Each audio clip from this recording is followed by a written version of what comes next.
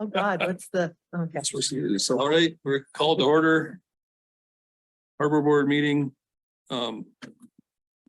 Everyone's here except Dawn, so we have a quorum. Does anyone want to make a change to the minutes from the June meeting we had? Fine to me. move to accept the minutes. Any objection? Consider those approved. How about agenda modification? You guys?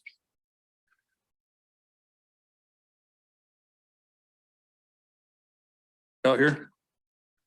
Persons to be heard related to the agenda. Does anyone want to speak about the property, week on property transfer?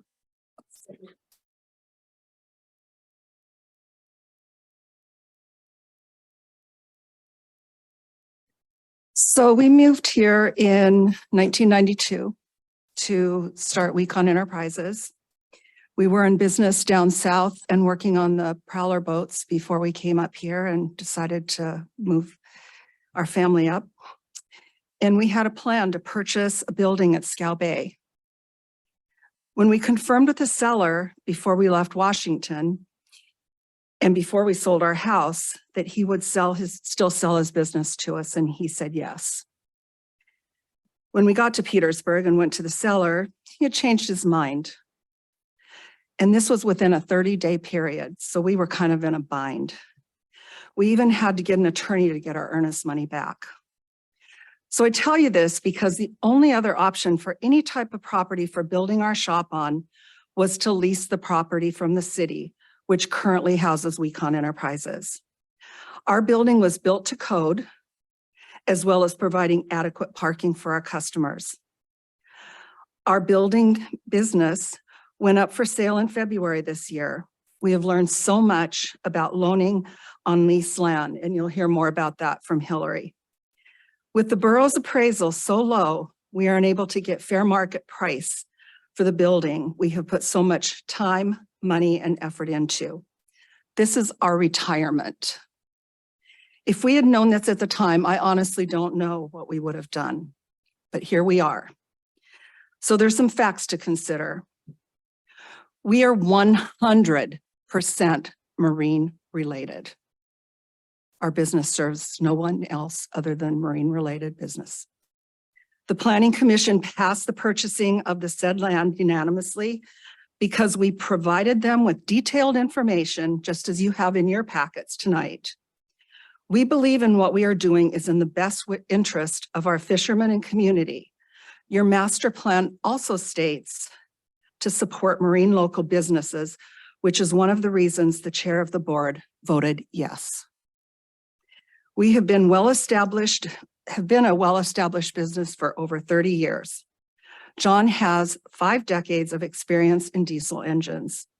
We hired Earl Warner, a certified diesel mechanic, as a full-time employee to work here at our business so that he could further his education and learn more about marine engines.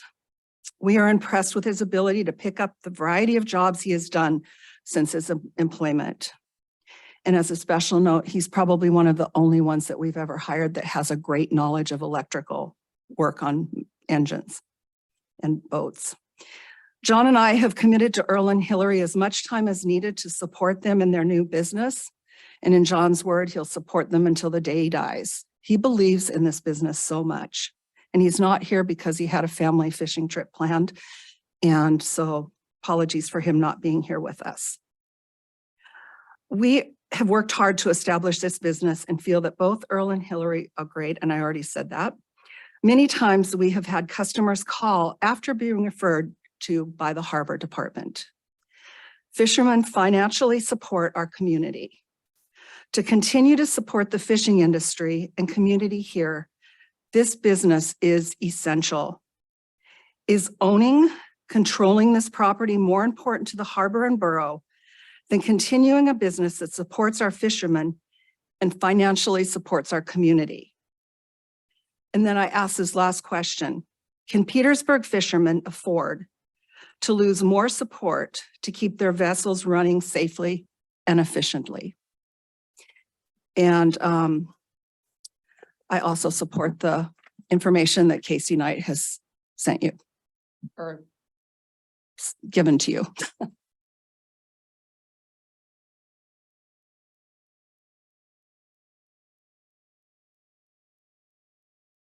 Hello, I'm Hillary McDonald and I'm representing myself and Earl Warner.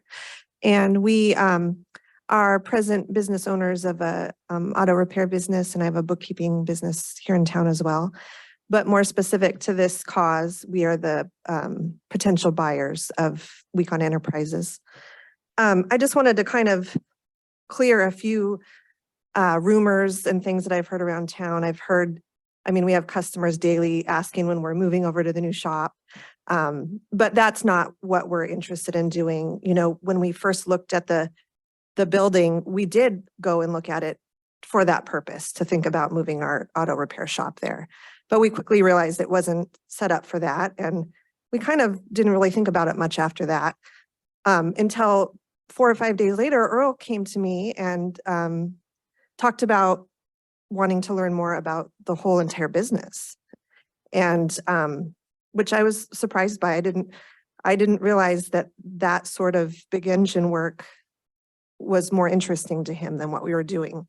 And so it was really kind of exciting to start thinking about it. And then we went and talked to Bennett some more, and then ultimately got to meet with John and Sherry, and Earl and John got to meet and learn about each other to see if it was even a good fit. And yeah, Earl has been training and working with him since then and still is enjoying it, and very much would like to have this be our retirement plans, so to speak.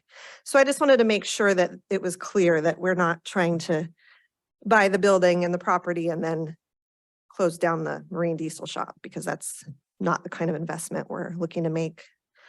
And also I've heard a few people ask, or a few people talk about how a auto repair mechanic could pivot so quickly into the role of a diesel mechanic. But Earl is a diesel certified mechanic. He got his credentials over 10 years ago, and he's worked in an array of different positions that are on big machines and things like that. So it's kind of a natural progression and something that really interests him.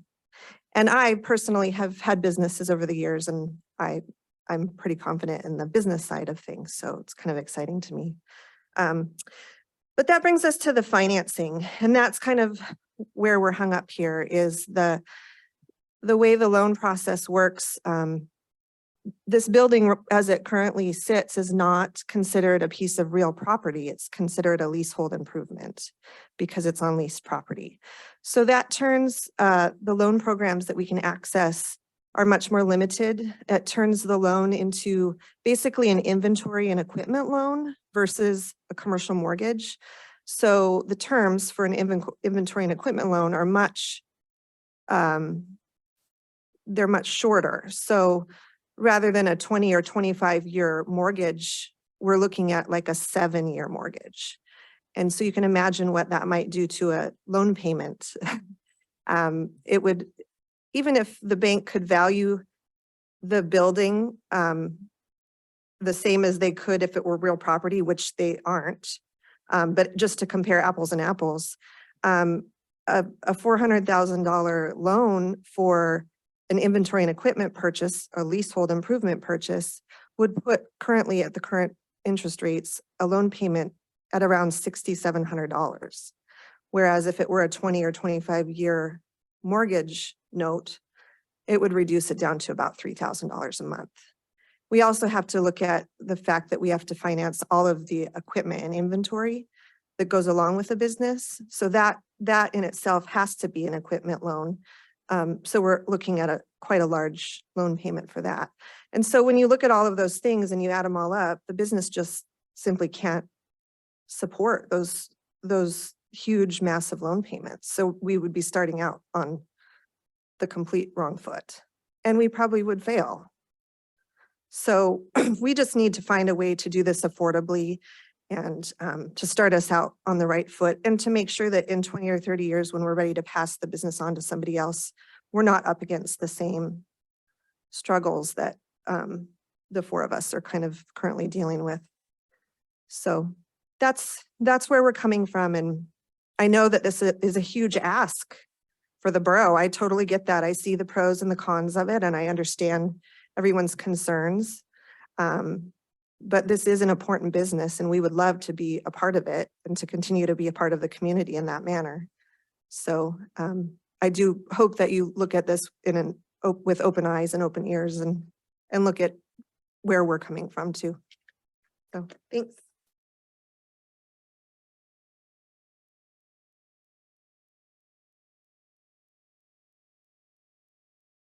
Hi, Bennett McGrath. I just wanted to add a little bit on those two awesome talks from a real estate side. If there's ever any concern, if this did go to sale, that future owners would not be in the marine industry related business. It's really simple. I've done it before in real estate transactions of drafting. It's a simple one-page document. It's basically a restriction that you can place on the property. Above and beyond any type of zoning, you can place a covenant or a restriction to the property so that it runs with the land, and that whoever owns the land has to basically, it's like zoning, comply with what the restriction is on the land. So if that's an issue, that's an easy issue to resolve should it get kicked to that end of the field. So that's it.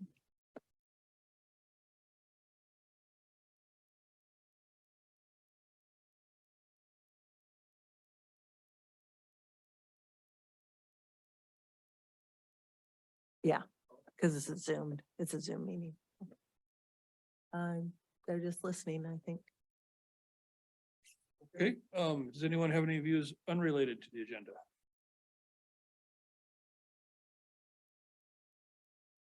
Okay, you got a quick harbor report for us, Flo?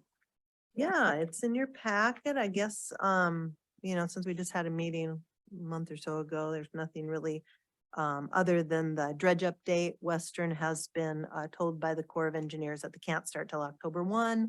They were hoping to start a little earlier, but that looks like October 1. They may show up a little bit earlier to just get things set up. And that signage for the no wake is almost done. I'm hoping that I checked up on it this last week and it should be, got 10 big signs said, I don't have to wear the glasses. yeah, right. How's So- that been going? For a while there, I heard a lot of Channel 16 stuff, but I haven't noticed. Yeah, lately. I think it's still a problem. It's still a big problem.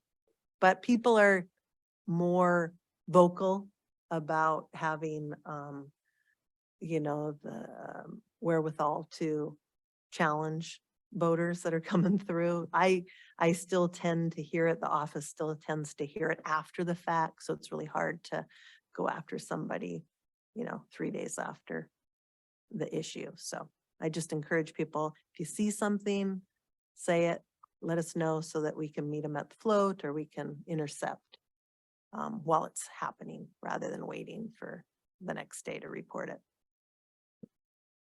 That's it, unless there's questions.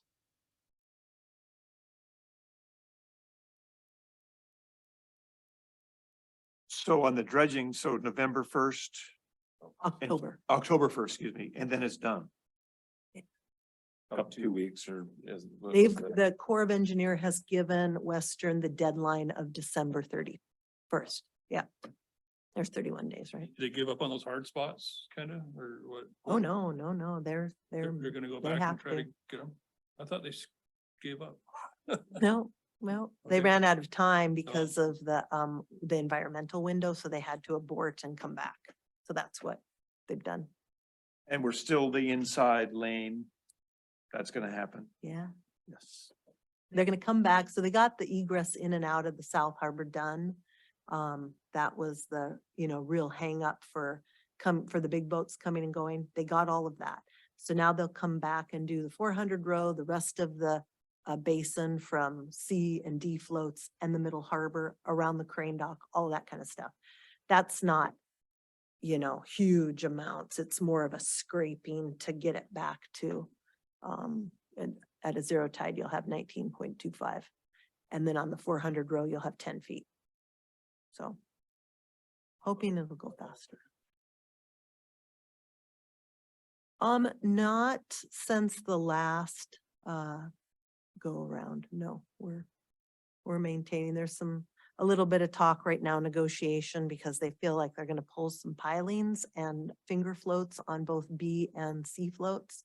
And, you know, we're kind of in negotiation on who gets to pay for new pilings if they break the pilings that are theoretically 40 years old and probably a little suspect.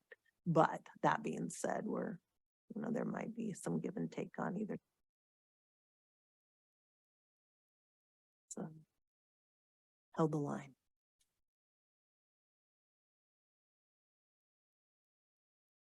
And the property is still in Never Never Land.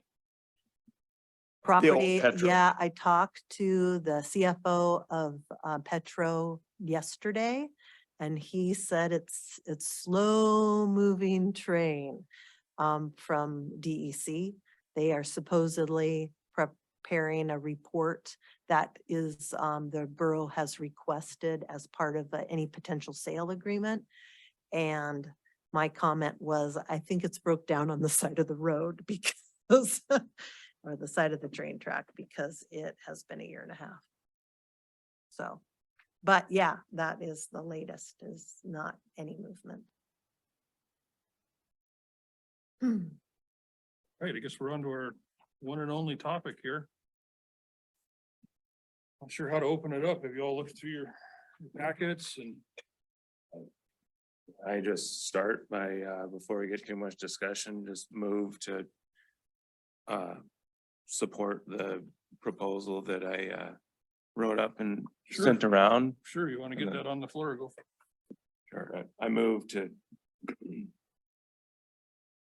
pass this as a recommendation. I don't know if I have to get a second. Is everyone aware of the resolution that Casey wrote up? Yep. Yes. I'll second that motion. Okay, so I called this a recommendation from the Harbor Board to the Petersburg Borough Assembly to grant the land purchase application filed by Weecon Enterprises to purchase the Tidelands parcel they currently lease from the borough, provided that certain further restrictions to be agreed upon by the Assembly and borough staff are met. And not sure if you got a chance to read through the whole thing, but I'll just kind of give my commentary on it. And I think I kind of summarize what the gist of it is. So my goal is to ease attention between what seem to be two opposing viewpoints. First is that Weecon Enterprises, under no circumstances, should be allowed to go out of existence without passing on the torch as they see fit.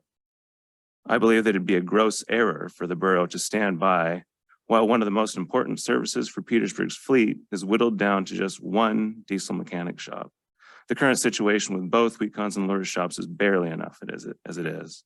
The community is nothing without a thriving waterfront, and you can't have a thriving waterfront without tradesmen to service it. The second viewpoint, one rightly held by the borough staff, is that the borough should have an appropriate amount of control over its waterfront. It's a public space, and so the borough, as agent of the public, should have a say in what happens there. This includes an appropriate amount of control over land that is waterfront adjacent. These come into conflict because the borough would apparently lose control over the parcel if the parcel were no longer under lease and were owned by another party. So here you have my best attempt to resolve the tension between the two viewpoints. But because I'm not a lawyer, a realtor, or otherwise qualified, I just kind of wave my hands at what I think a restriction on the use of the parcel might take. I think Bennett McGrath suggested what seems to me a fine possibility, and you can take your time to look in the very last part of the proposal, other possibilities that I kind of dreamed up, but I don't know, I don't know. So one thing to note is that this kind of raises bigger issues than what I think is the harbor board's place to comment on. Like, one thing, what is legally the best alternative among the three that I suggested? Or should the borough pursue some other legal avenue? And then exactly how far should the borough go in maintaining control over public space, and how much should be left to private enterprise? That's probably something more like an assembly matter. But my own view is that the public government should try to support the public good, at least by providing a structure under which it can flourish. And I think that if we just alter the structure that we have in place right now a little bit, it can help a lot to the flourishing of Petersburg's waterfront. And just kind of closing remark, if we don't do something in 5 years, when Wecon retires and Lure retires, and my boat breaks down, who am I gonna call? So that's what I got. Any other? Thanks for coming up with, it's a masterful bit of, especially with the whereases. I was impressed. It was- I kind of copied it from. Well, it was you know, well done. I appreciate your, I copied it from something that the assembly did. John Hancock and Ben Franklin were involved in there at one point. But I appreciate that. So I guess, start talking about it. I'm kind of curious if we could get a little bit from you, Jim, on the history of that area.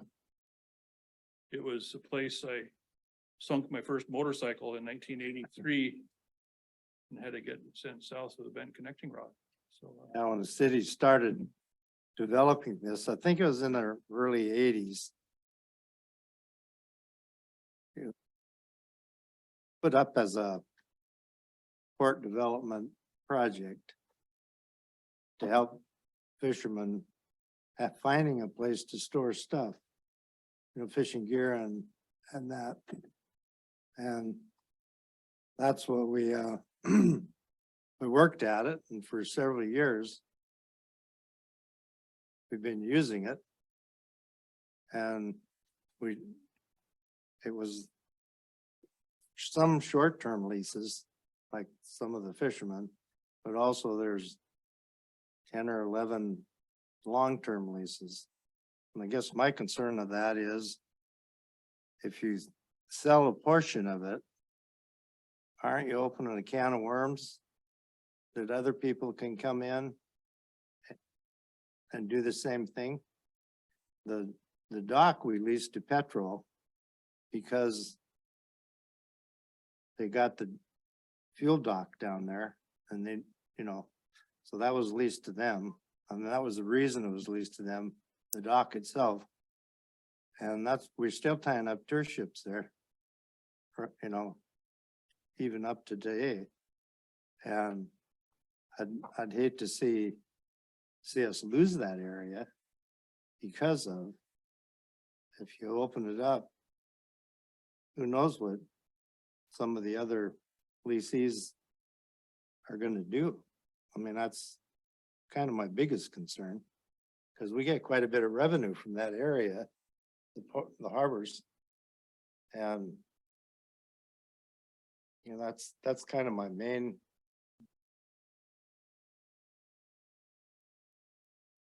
on the issue. Is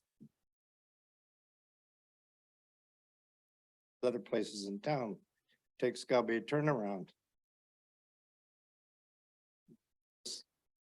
Passes.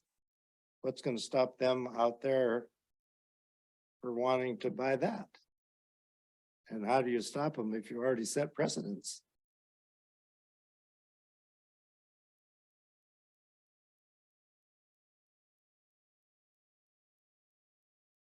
I mean, they have to file an application, and, if they have a need enough, then maybe they should be allowed to buy it. But if, on the other hand, if they don't have need enough, then, they file that application, planning and zoning makes a ruling on it. I mean, is that how the process would work, or is it all of a sudden you're gonna have people banging on the doors of the assembly chambers wanting to buy land? Another issue, like you said, there's issues above our pay grade here, but one of them is the direct sale versus a public auction type thing. Cause, Taking this to the city attorney to get a ruling? Or are we not there yet? Or maybe never be? I believe that's what you left open. Yeah, it's You kind of were here. in the kind of the end here. I kind of suggested. Or I said, be it suggested by the harbor board that the assembly consult the borough attorney. As well as other borough staff as to whether the restriction in question should be, or as to what form the restriction in question should take. Are there any other properties that have those restrictions on them that anyone's aware of that have been done? Like in a homeowners association type thing or? Like. Is it okay if we go back and forth a little bit for the audience? I don't mind doing it casually. I guess I'm a chair. I guess I can decide, but let's say I bought a piece of property, like say in, Pat Weaver's subdivision, which I heard has some covenants. Who would enforce those covenants if I violated them? Well, Pat or the property owners. Bill Manish has some out at Papke's, but no one enforces them. Would those be, it would be like civil court type things that, I mean, there's steps, right? I guess the first step would be to just tell the person that you shouldn't be doing that and that you signed these CCNRs when you bought the land and that you should be. But the second step would, I guess, be all the way down the line to legal. find a picture of whether that'd be like a city ordinance. It's Or if it's it's like a just- sitting ordinance. So the way CCNRs or the way restrictions, covenants, codes or restrictions read, they run just like zoning. And so restrictions run with the land and zoning can run with the land, obviously, until we rezone things. It's something you have to legally abide by when you are possessing and using that land. Violated zoning, that'd be something the assembly would have a role in. Oh, yeah.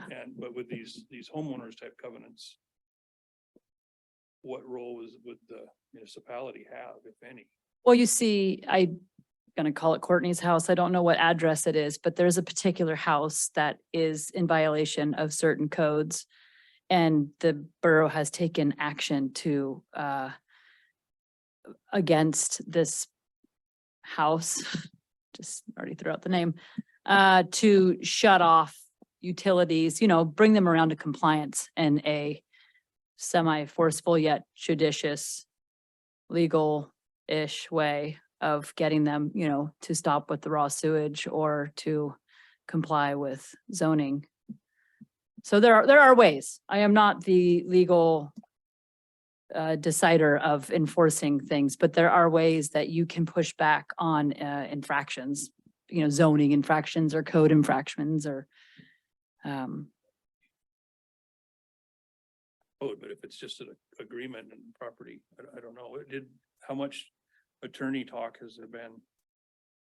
Yeah, the attorney has weighed in a little bit and she said a restrictive covenant set out in a declaration that would be recorded, runs with the land, like Bennett said, continues to apply as the land is passed on from one owner to the next.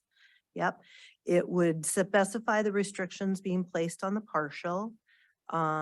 Here, it would be on the usage and would be enforced through a civil lawsuit. So you would have to go to court in a civil lawsuit manner in order. This is such and such. Yeah. if it to- got that far, yeah. Yeah.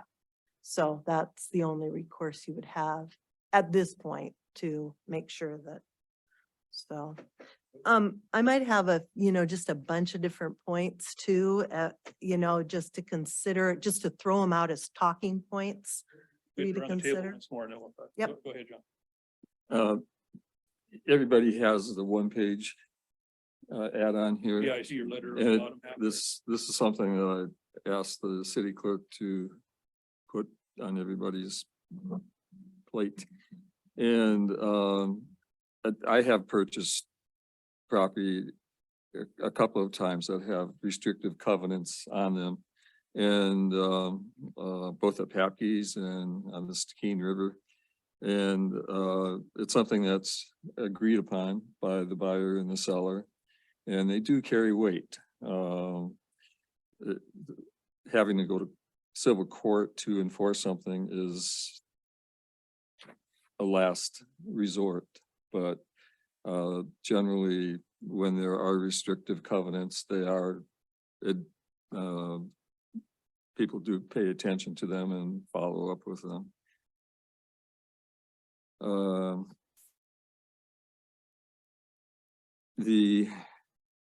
I have some other comments, but right now you want to just talk about the No, no, legal might as issues, well. so. Now's So the it's time. pretty well explained here by the city attorney. On this piece of property could, at this point in time, put a covenant in that would help them out?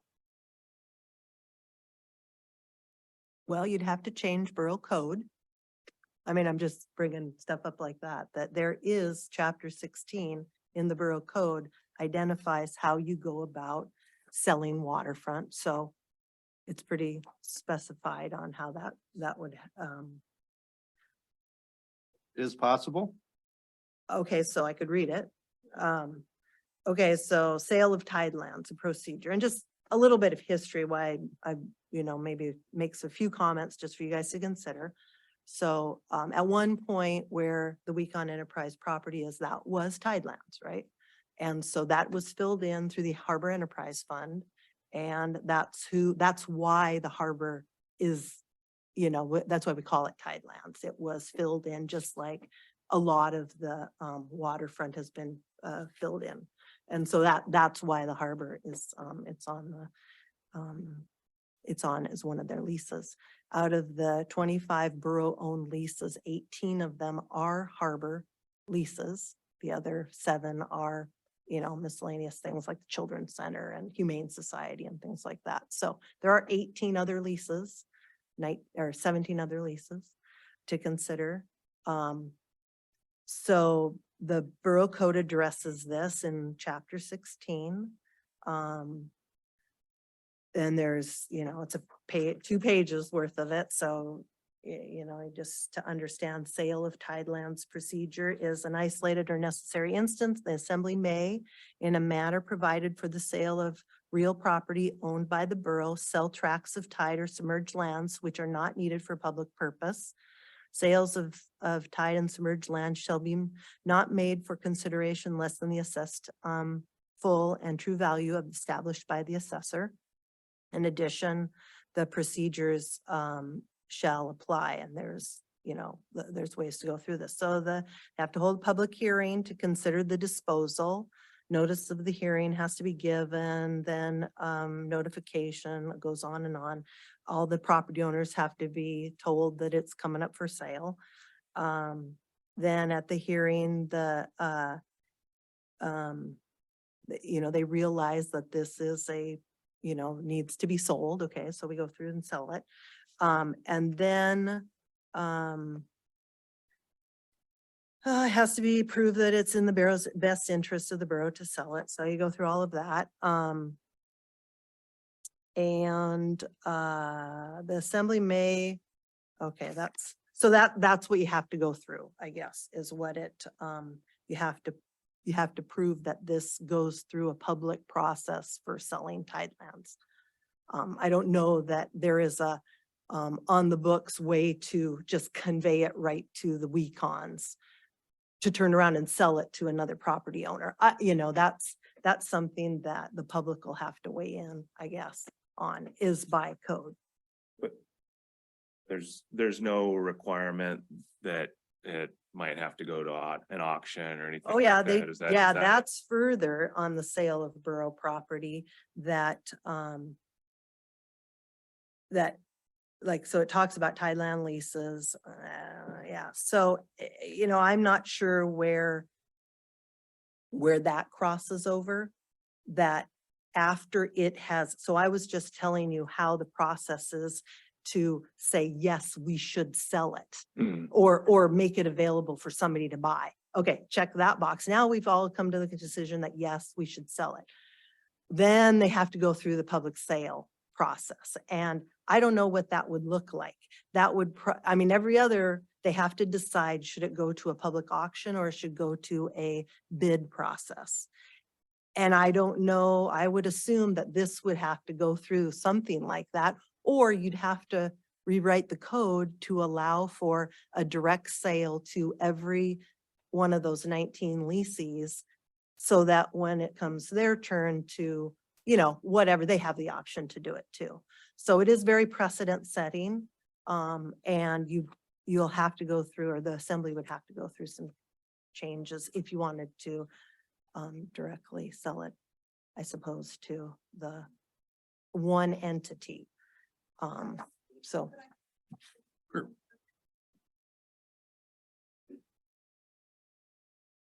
I fully agree with everything that Glo just said, but we are actually at the end of the public process. We've already done all of that. So this assembly meeting on Monday is the end of the public hearings and all of those things. So that's all been done. That was what we submitted the application months ago. It's been posted, it's been put in the newspaper. It's had a public hearing at the Planning Commission. It will have a public hearing at the assembly meeting on Monday. So that's all has been done. And the way I read the statutes, it says that the assembly can choose to either do a public auction bid, or they can choose to do a direct negotiation sale. So it's not, they don't have to go to bid. It's written that they can make the choice of the two. And I would hope in any instance where there's an existing building that's been built and existed for 30 years, that they're not gonna publicly auction that land at any time. Cause I feel like lawyers probably would get involved in. I mean, Seemed that unlike the Petro swap we were thinking about, because that also was proposed as a direct thing, you know.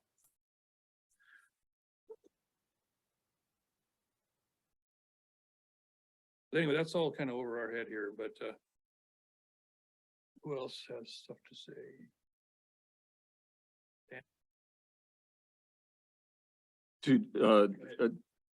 Okay, to address some points other than the restrictive covenants, is that okay to move on to that, or do you want to? Okay. This has been one of the most difficult decisions I've ever had to make on the harbor board, and the terms I've spent here. And it's to the point where I was thinking of a motion to require John never to be able to retire. But that's That's the doesn't crux work. of the problem here. Yeah.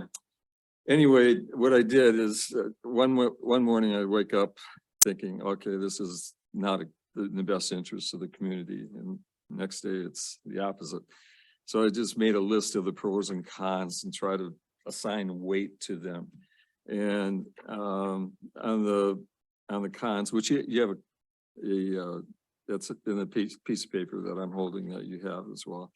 And yes, it does establish a precedent that we've never really done before in this community.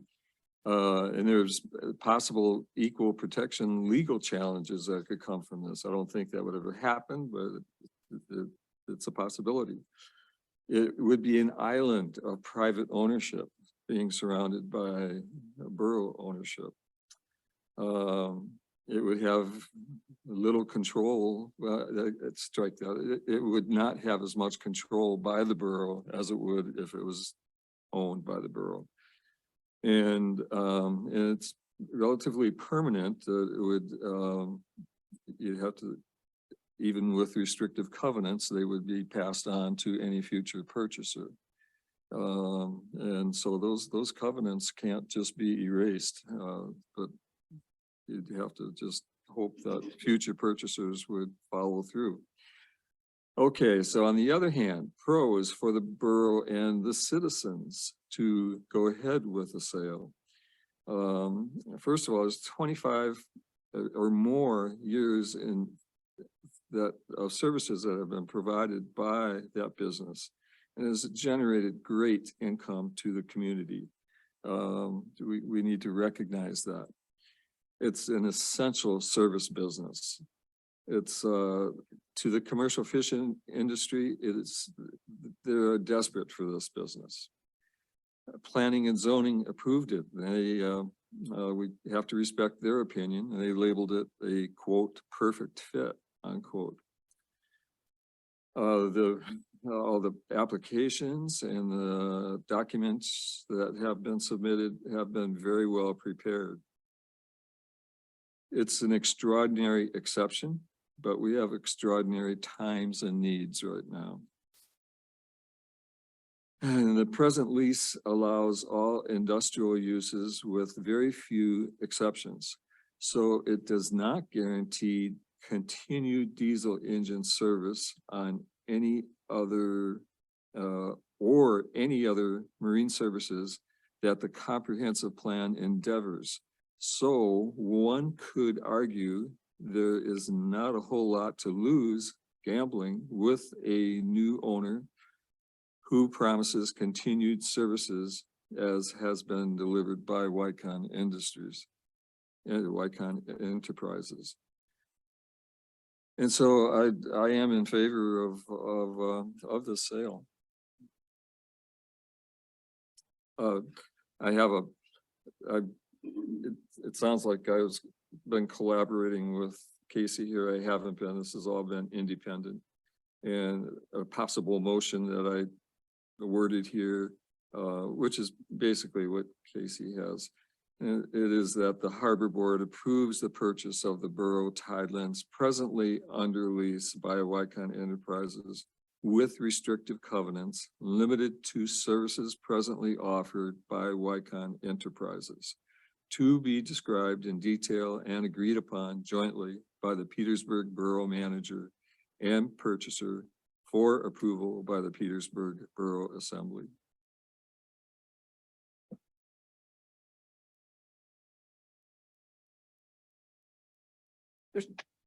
I've never seen a planning document, some dreams for that area. It was like Jim alluded to, it was originally developed as a marine industrial park for exactly what Wecons were using it for, are using it for. Wally McDonald got his start there. Dave McFadden got his start there. Numerous businesses have got their start under lease and then gone off to do whatever. So, yeah, it's done. It's what But there's and no long range. the long range, I think, is to keep it, I mean, it's been a 40-year plan to keep the waterfront marine oriented. And this is one of the things that, I would really caution you to look closely at. I mean, you're selling it to a retiring business, with hopes that the next business will do the same, which, okay.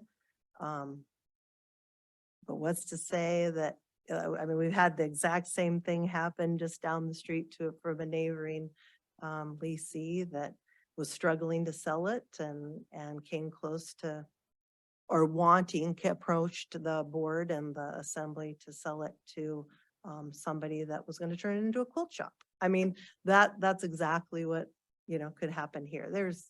Well, it's exactly what we would try to prevent from happening by putting a covenant. Yeah, That's and exactly what we're afraid of. Sure. And at the end of the day, you may end up, in a civil court over it. Without the lawyer being here, we can say all sorts of things, but I think it would have to go through the lawyer to be able to, and maybe come back to you after, that kind of stuff has gone through, just because it is, what's to say that every other leasee, when they want to improve their property or their business or go to sell it, is going to do the same thing. I would expect, I Right. mean, I would expect, when someone wants to sell, they're trying to figure out how am I gonna do this? And that's gotta be an option on their table. And it's up to the, the assembly or us or planning and zoning to say, yeah, well, this is a case that is a perfect fit, or this is a case that is not a perfect fit. And And- I feel like it's not a bad thing to have people coming and asking, Sure, you oh, know, yeah. it's that, And 2 or 3 owners later, the conversation is changed. We've had many examples along the waterfront of this happening, promises to do things and then those don't get realized and then, well, okay, then you end up with an island to itself, such as where the Petro gas station sits. restrictions in that instance, Huh? Were there restrictions placed on those lands in that instance? No, there were promises. Yeah. And, we end up with, gas stations that are there that have, are servicing the community. But the property adjacent to them was sold to somebody that, want to put in a bed and breakfast. We never heard of those before. And so they put in a bed and breakfast and they had to have waterfront because they were going to have a skiff rental. So the sympathetic assembly sold the Herbransons the property and they put in their bed and breakfast. And now we're 3 owners later and that skiff net rental never happened. We have a dentist office there and, that's kind of the thing that happens.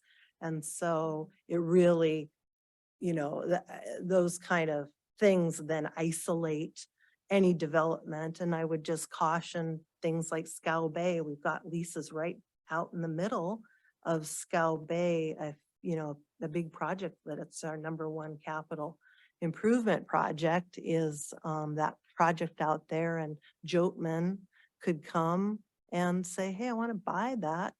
And you, sure, hey, Sure, no, sure. this is, this is on the docket for. sure. And that is, that's from of course, that's your opinion right now, but legally, I'm not sure that they couldn't say, well, no, I'm investing and now I have this business and I can control what happens. And there's been a lot of funding that has gone into that. Hmm? Unlike promises, covenants are legally bound. They're legally bound. Promises are.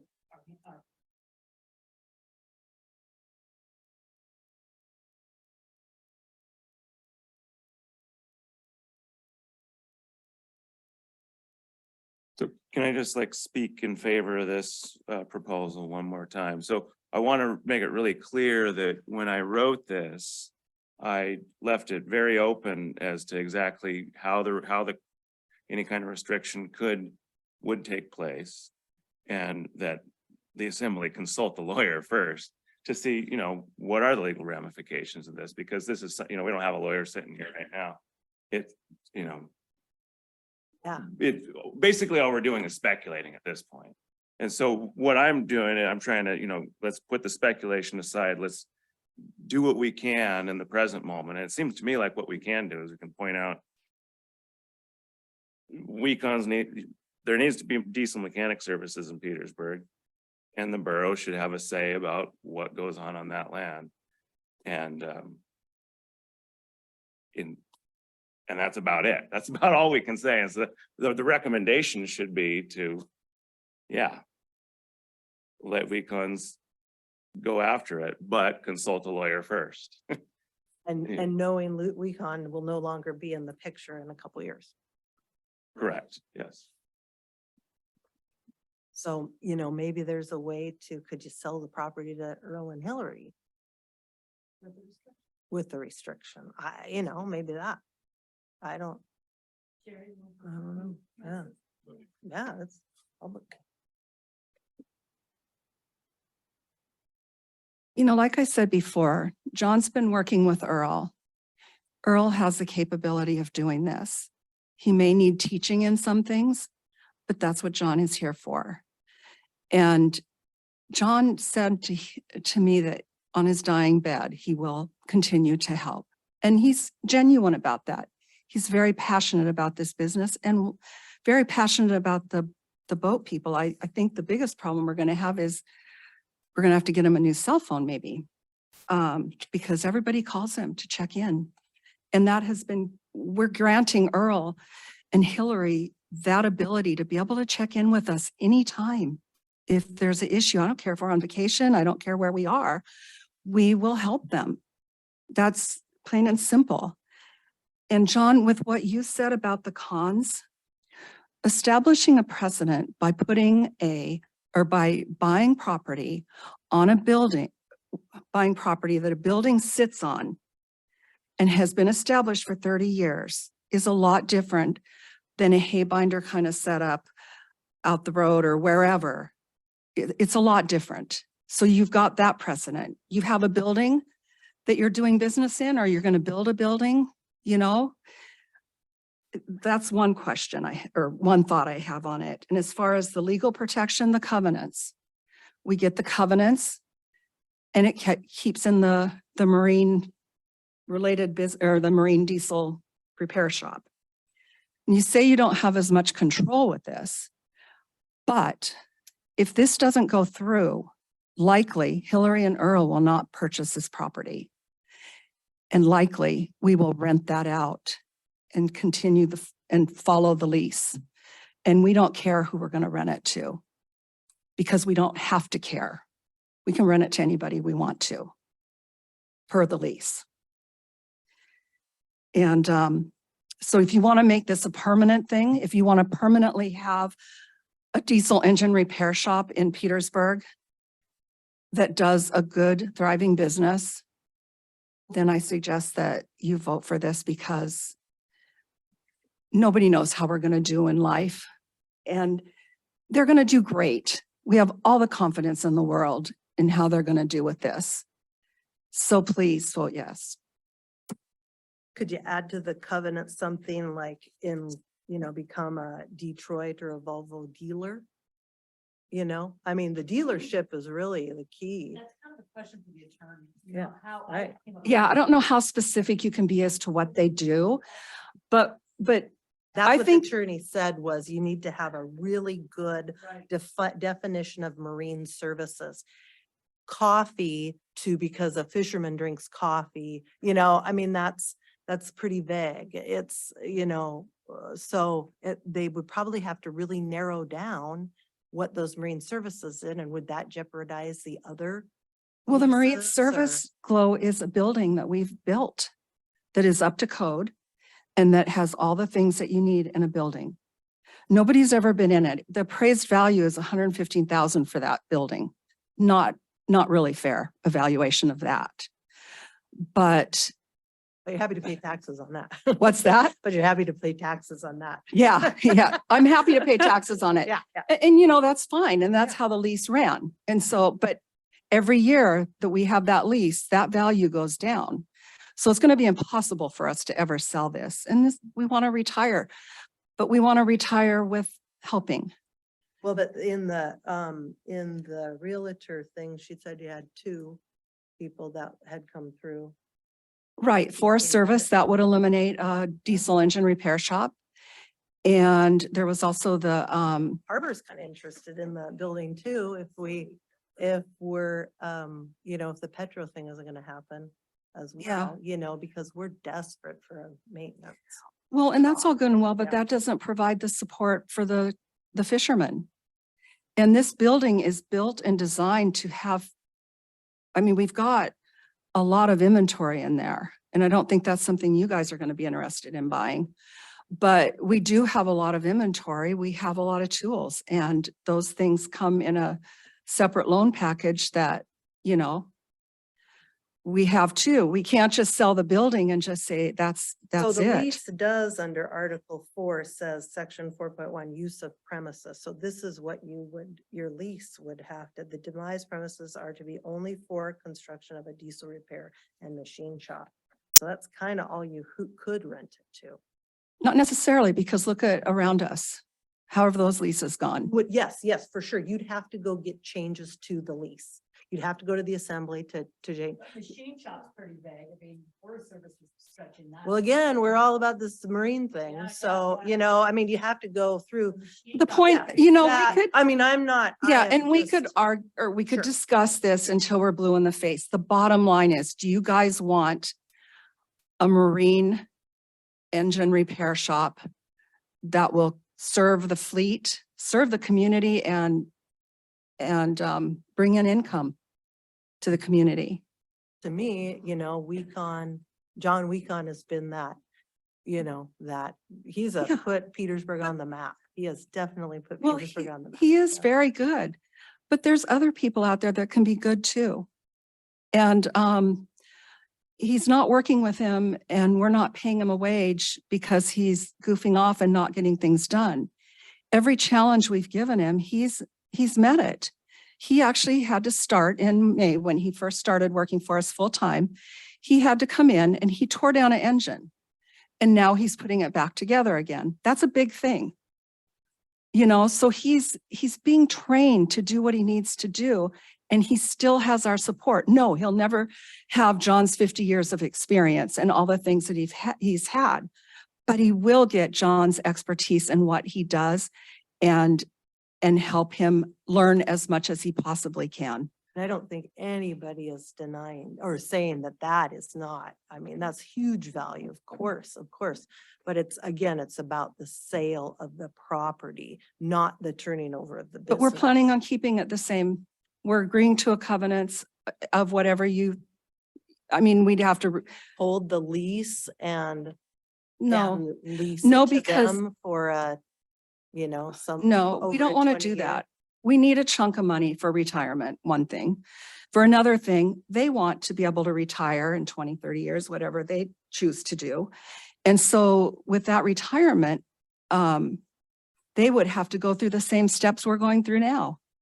And it's like, let's just get it done. Let us own this property, keep it the way it is, and service the community as they need to be serviced. We have lending issues as well. Yeah. Thanks, you guys. Let's get it back to order here. Thanks Thank you. for that. I haven't spoken yet. What do you got, John? The present lease, it says right here, section 4.1, use of premises.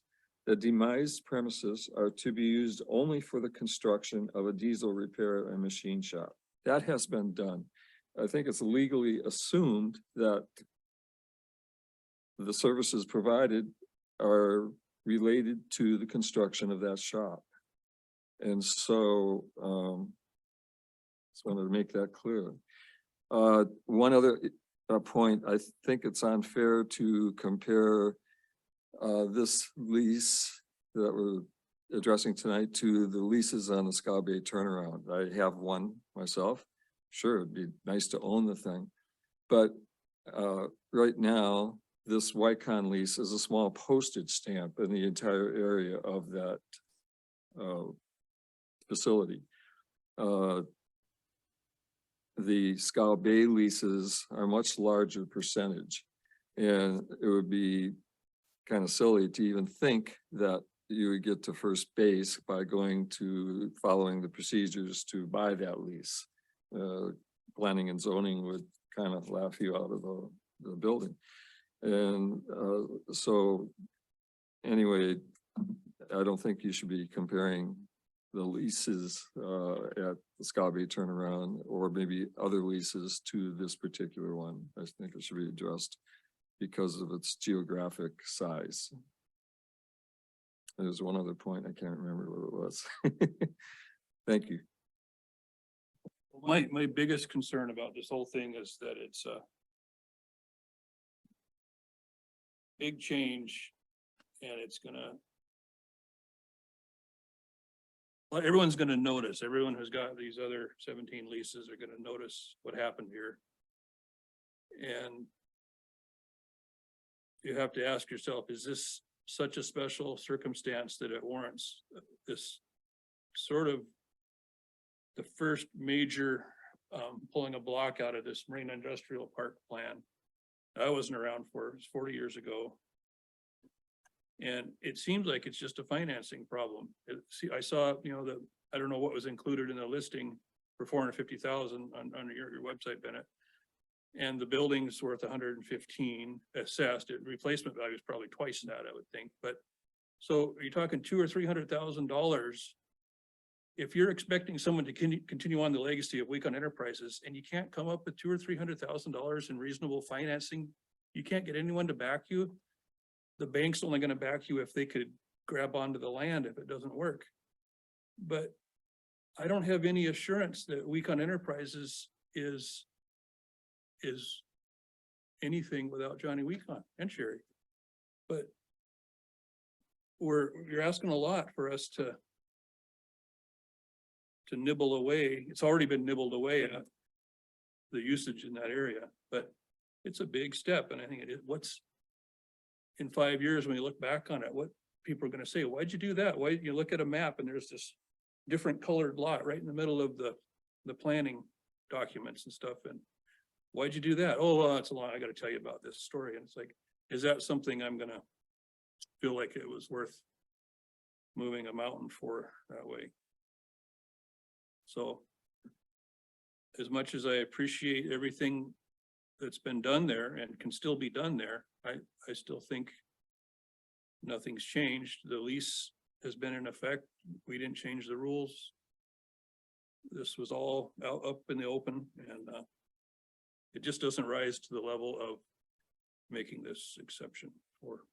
And I hope you don't take that personally, because I have nothing but hope that this could actually still go forward.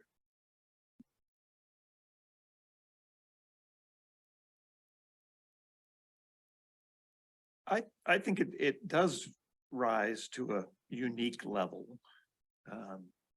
And so I'd vote in favor of sending it to some attorneys and seeing the verbiage that they would come up with, and then revisiting it. Why do you think that?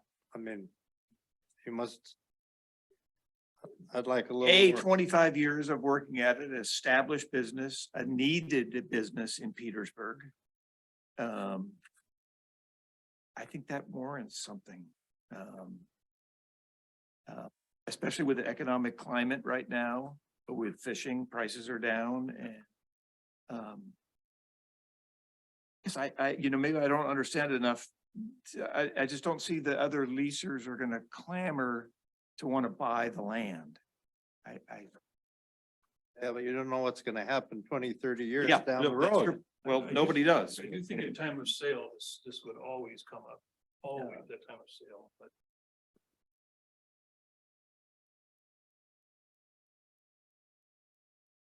One thing that occurred to me is that if this is the price of getting Johnny to take on an apprentice, that's worth a lot. And I hadn't really thought about that till now, but that's a very valuable thing, you know.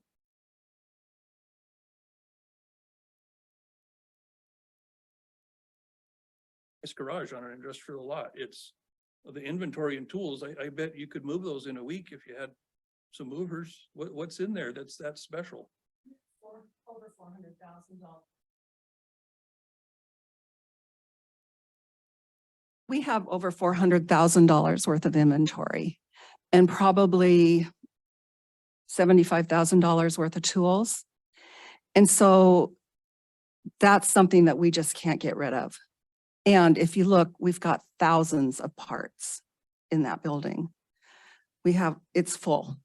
I mean, I don't know where we're going to put the next piece we get, because John will buy more things and it's like, where's this going? So we don't have room but we do. Side looks really tidy, but John's side. No, mine side is not tidy. I've been dedicating fully to this cause. And the thing about saying anything about, I mean, I understand your respect and your thoughts about John, and I get it. But I also get the fact that somebody else is willing to take this on, willing to learn. And we should commend him for that, I think. And I think I know they're going to be successful. We're going to make it happen. We work as a team. We've been working as a team for this whole process. And I have nothing but respect for Hillary and Earl, and it's going to work. And like I say, precedent, this is an exception. because we've got everything we need to be there. And another comment I want to make too quickly, I'm sorry to take time, but Dock Street isn't even listed on the master plan, if you really want to know the truth. We have looked through it several times. The only thing that's listed is the Petro Exchange with the harbor. So just wanted you to know that. That's why I asked Jim about it, because it was sort of overlooked in when that group Yep. came through, because it was sort of considered to be a done deal, I think. But yeah, it wasn't Yeah. specifically called out. And so I've asked about it quite a bit. And I was a kid when it was developed, and I'm curious about it. Yeah, and you can put the right color on the map for that one because it's going to be Marine Diesel Engine Repair Shop. There you go.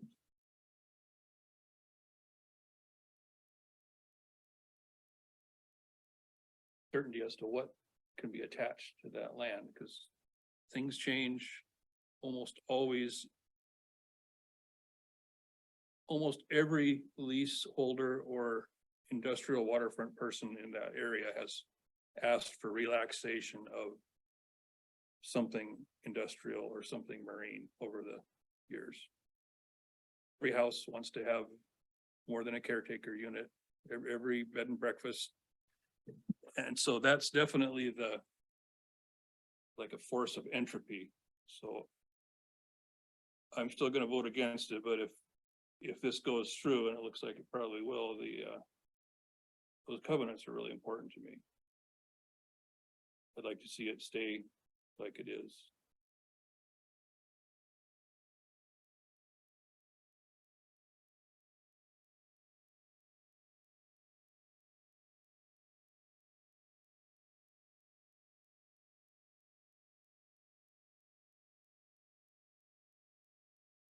Gift shops and coffee shops, and I think it'd be a great place for an auto shop, and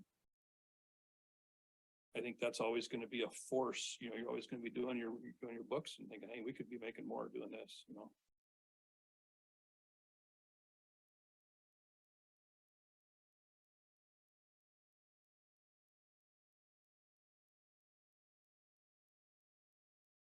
Gotta have something on the, there's gotta be a motion of what we're voting on. Oh, yeah, the motion was, I moved right at the beginning there. Started us Yeah. out, So and And what was basically, it? to recommend this thing that I think Debbie. We all got. Yeah.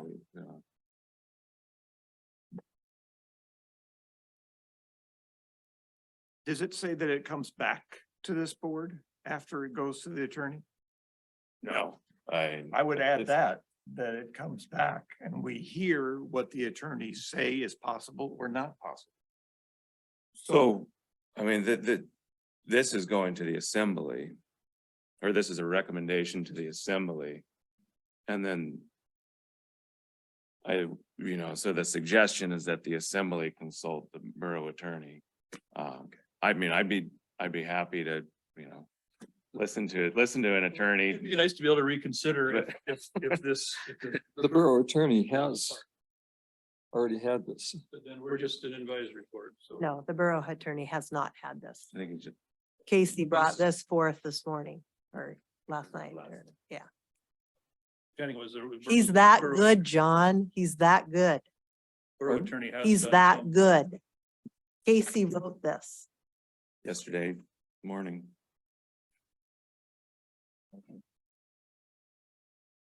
Right, then I guess we've said our piece.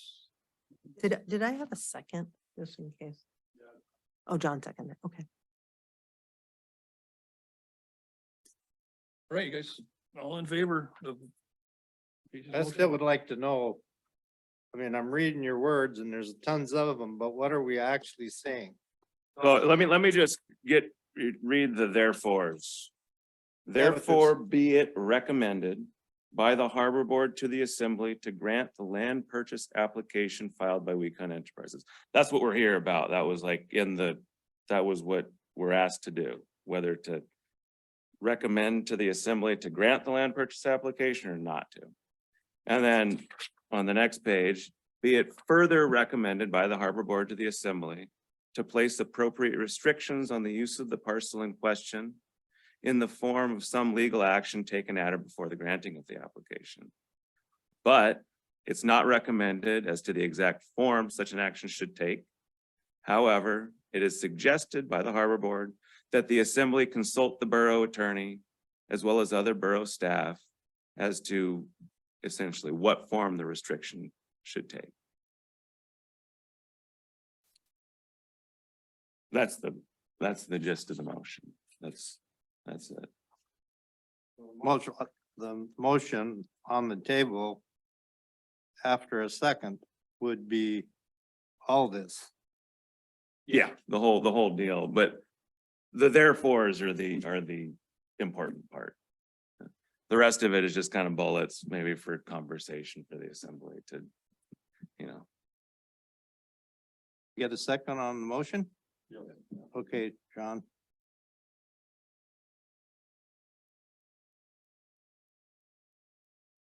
Ready for a vote? You got some last words? All right. Maybe we should run so I can. Do a keep track. roll. Yeah, I don't know. What? Do you want to do roll so that we know if there's yes or no instead of just, Who's my role? Who's my secretary? Are you? okay, I guess I will be, cause I think who is it? Is it Casey? No, you want me to do it? Okay, so Strumdahl, What? yay or nay?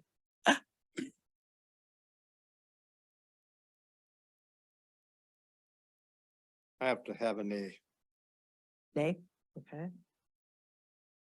Cardenas, That's a yay. John, Yes vote is meaning recommending the sale of the property. with the Yes. caveats that Casey outlined. Okay. Okay. Casey, Yes. okay.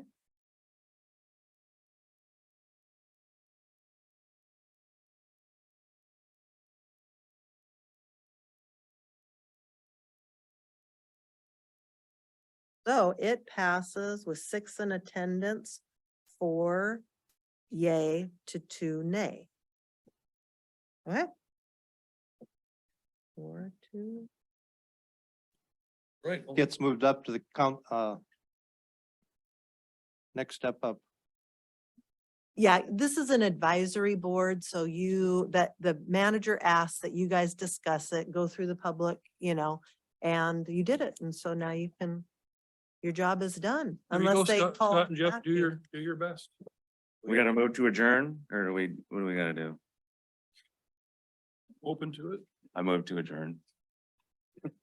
More position, so moved. We're adjourned. All in favor? Thanks, you guys. Thanks for explaining it to us.